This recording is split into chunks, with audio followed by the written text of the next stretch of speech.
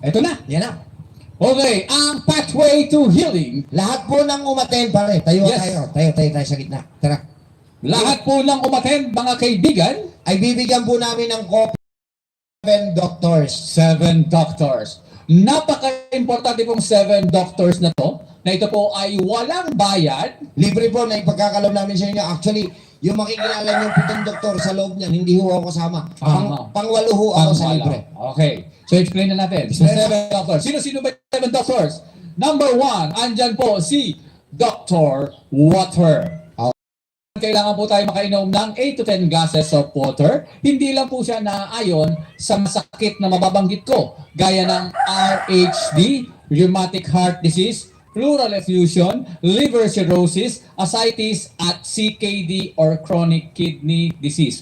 They are not allowed to drink more than 1 liter. So kailangan lang po bantay sa tubig ang mga may sakit na yan, 1 liter per day. Pero kung hindi po kayo kasali diyan sa mga sakit na yan, you are required to drink 8 to 10 glasses of water. Yan, Dr. Water. Number 2, Dr. Sunshine. Kailangan po natin si Dr. Sunshine na kung saan diyan po tayo makakuha ng natural vitamin D.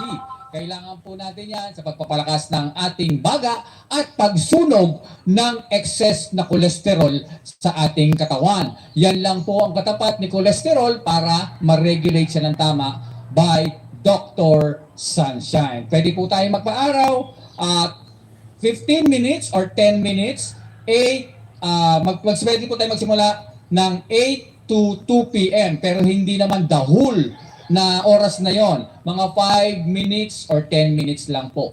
Kayo po ang mamili. Alright? That is Dr. Sunshine. Next is Dr. Exercise. Kailangan po nating mag-ehersisyo. Kahit po kayo ay may karamdaman, kailangan pa rin ng ehersisyo. Pero kung severe ang inyong karamdaman, no strenuous activity. Wala pong mabibigat na ehersisyo gagawin. Kailangan nyo lang po ng mild exercise, stretching, para po naman tayo ay pagpawisan. Kasama po yan sa elimination process. Mas madali po tayong pagpapawisan kung ito po ay gagawin natin ng pag-ehersisyo, mild man siya, sa under the sun. So do it, the exercise, 5 minutes to 10 minutes under the sun para po mas mabilis natin makuha ang pagpapawis. Next is Dr. Air. Sino ba itong si Dr. Air? Ito naman po ang inhale, exhale. Pwede po ito pagkagising sa umaga, the inhale, exhale. Pwede po tayo mag-inhale, exhale sa garden. Yung may mga halaman na sa sariwa. Sa tabing dagat, pwede po rin yan. So, kailangan po hindi tayo nasa kulong sa aircon because that is carbon monoxide. So, kailangan po natin ng fresh air.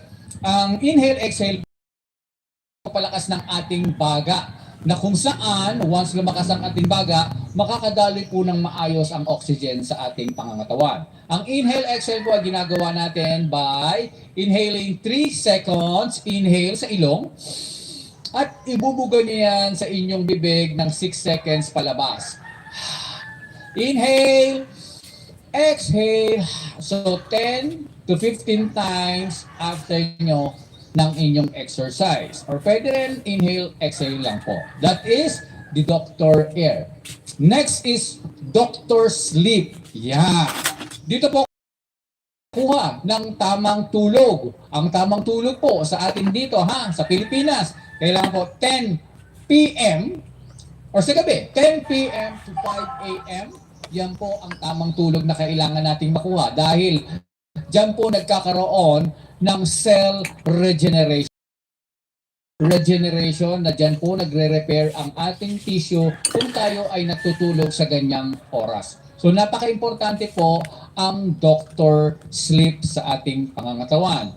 Next is Dr. Diet. Nabanggit din po natin, ang diet po ay napaka-importante na you have to eat properly.